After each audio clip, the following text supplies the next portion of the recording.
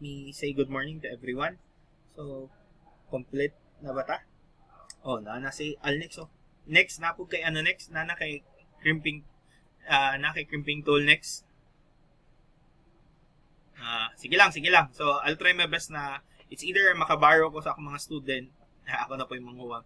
So, makabaro ko sa student or makapangita ako. So, para at least na may magamit. Or si Joseph naman daw po, sip paninglian na to daan sip para magamit ni mo sir. Okay. So, kay mo yung next topic na to. Okay. So, let's discuss. So, I'm sure some of you already have background sa networking, but what I want you to know in the subject is to dig deeper. What is really into that? It's not just using it, but also understanding the properties and the features of the things na gigamit ninyo. Okay? Dili lang ta basta, okay, mauna na siya. So, we will understand, okay, this switch is for layer 2 or layer 2. So, layer 2 meaning siya ang mag-encrypt, etc. So, at least we understand it. Okay? So, let's start. So, we are already on the last part of our networking basics. Now, we will be discussing network devices. Some network devices are hubs, switches, routers, and actually there is another pani which is repeaters or bridges. Napani repeaters or bridges. Sir, unsa itsura sa bridge mura ra po kini hub? Sir, unsa forma sa repeater? Ang latest na repeater kay murag router. Okay? So kanang mga TP-Link, sila mga repeater, kanang Xiaomi kanang most of the brand I think right now na sila yung mga repeaters karon. So we'll discuss it later. So network devices has a major role in the networking or in the network and communication of each devices or the computer systems nato. Because without this, we cannot communicate many computer systems to each other. Okay? Because we can communicate computers, your PC to PC. So just using the cable and the RJ45, PC to PC. That's why you use the crossover connection. So pwede na siya. But as we use your computer system, we need to have kanang bigger and larger na mga magamit. Like for example, sa mga malls, kanang mga tellers. So imagine if you only have one computer for a teller and the other one is the server.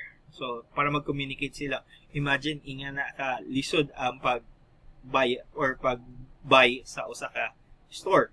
So you need to have many devices that will be linked to your server so that those information could be transmitted to one another.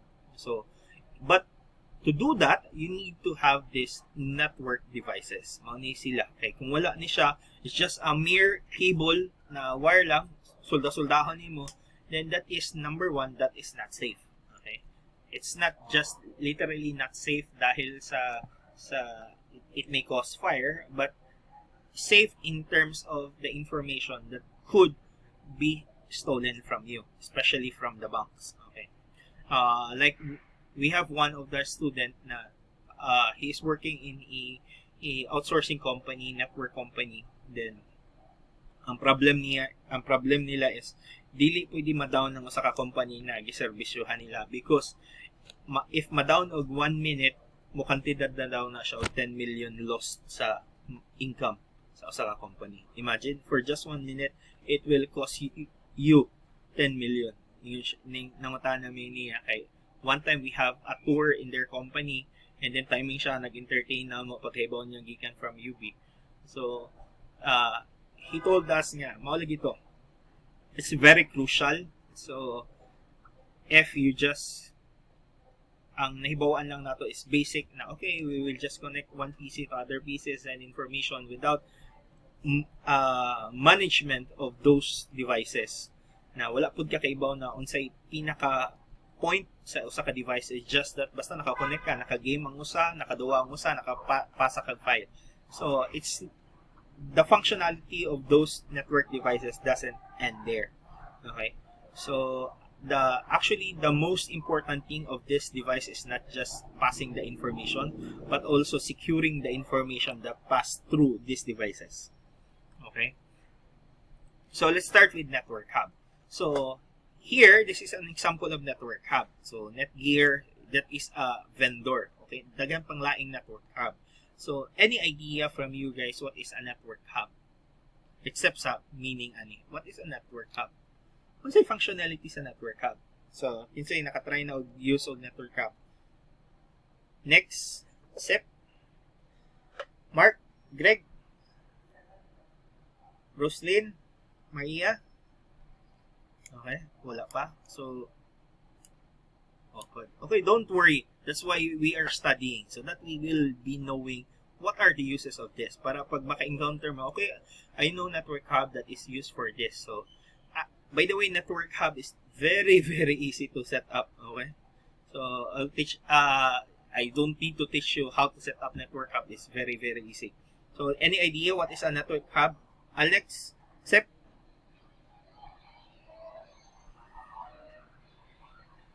Any idea?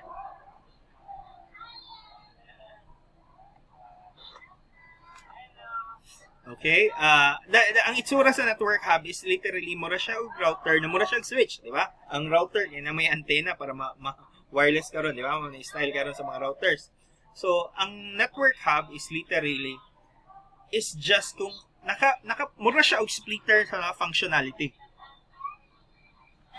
Kabantay mo ng telephone line, tapos na isaksak ang usa, kabantay ka magtawag siya, tapos pag motawag siya, motubag po itong uban, pwede motubag bisag asang linya, murag intercom, kabantay ka nga na.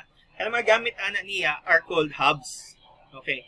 In the network hubs, ang naka-different ng ana is, ang i-share niya is the connection, the traveling of information. So, medyo siguro sa inyong panahon, wala na siya kayo gigamit. So, actually, network hubs are obsolete right now. Why? So, number one, let me read first. Network hubs serve as a central point to which all of the hosts in the network connects to. Meaning, so, tanang mga computer system nakasaksak ana. Okay. So, it is an example of a device in the layer 1. Okay. So, physical layer. So, this is the physical layer part. So, si Netgear, ning appeal siya gama og mga device para sa physical layer 1. So, sir, sa kada layer, sir, na yung mga vendor na mao igibaligya. Yes. So, now we will know what are the devices under those layers. So, let's start with layer 1. Layer 1 device, example, is a hub. Sir, ano sa man si hub? So, literally, a hub is just like a device, a network device, nga walay brain or walay panghuna-huna. Unsay pasabot, sir? So, if one of this, kunyari, this port 1. So, this port 1 is connected to one computer. Kunyari, PC1. This one, second port is connected to PC2. Third port, PC3. Port connected to PC4. So, let's say, okay, this is the old school of networking, ha? So, better know it because maybe pag abot nyo sa company, you are computer science but you will still handle networks. Posible yun na siya kayo. Especially if you go out abroad, mas dako ang income sa network na network side, tapos programming pa jud dako siyang income. So, unsa may pasabot, sir? So, kung kinita ng port connected to a computer, and what is the difference of the hub to a router and a switch? So, a hub is basically purpose lang niya is to connect every computers. And the disadvantage of the network hub is pag one computer sends information, those information will travel and send to all the ports. Sir, kung mag-send ko ani og file, mag-share ko og file na kunyari intend na ko na, di ba? Usually kung maka-network ka, pwede ka maka-share og file from PC1 to PC2, di ba? Pwede man. But in a network hub, when you share a file, it will be shared to everyone. Okay? So, why security? So, ang naa ni network hub is basically is the signal that passes through. So, wala siya mag-check sa MAC address, wala siya mag-check sa IP address or unsa pang mga addresses na para lang jud siya asang device siya i-submit or i-receive. Sa network hub, when you send something, it will be received by all the ports. Okay? Mao nay features ni hub. So, sa giingon ako, mao na siya murag pariha ng kabantay mo anang cable, pero coaxial lang na siya na wire, dili lang siya UTP na wire. Diba? Kabantay mo ng old kanang antena, diba? Tapos mag-cable ka, tapos mag-splitter ka, no? Isaksak nimo na siya. Then extra na mga ports. Saksakan nimo na siya, ang makita nimo sa computer parehas lang. Okay? Parehas siya output. So that is an example of a hub for radio frequency and radio frequency and television. So this hub is the same concept but for the networking side. Okay? So here let me illustrate this one. So if one computer transmit information to the network hub, it will automatically send to all the computers that is connected to that network hub. Sir, disadvantage man day kayo si sir, no, network hubs. Sir, unsa may purpose nga nung naay network hub? Okay. So, what is the purpose of having network hub? That it is for the user nga na magayuban nga when he transmit something, gusto niya automatically send po na sa tanan. Nay mga applications like that. So, ang pinaka best na nagamit mo na is the network hub. Okay? When you send instructions, so tanang computers automatically will receive it. So, may mga situation ana. So, as mentioned above, hub have no way of distinguishing out which port a signal should be sent to. Instead, an electrical signal is sent out each port. Okay? So, wala siya ganda siya. Basta mag-send ko ani, submit na ani. Kung kini komputira, mag-submit ato, kini puntulo sa other side ang mag-submit. Kung kini ikaduha, mag-submit, kini kinuunhan, ikatulo, ikapat, makadawat pod. So, walay pili-pili. Gandas yun na siya. Okay. But, network hub also have another disadvantage. Naman ini siya, nag-ingon ko disadvantage kasi magawa sa activity. Okay. So, another disadvantage of network hub is when one port transmit, it cannot receive. Okay? So, while nag-transmit siya, hindi siya ka-receive. Okay? So, later on, muna siya mga advantage sa ubang mga network devices. So, all nodes on the network will receive data. And the data will be eventually reach the correct destination, but with lot of unnecessary traffic. Imagine, if let's have an example na medyo layman's example. So, if you have 3 roads na pwede nimong i-pass through to get in the destination.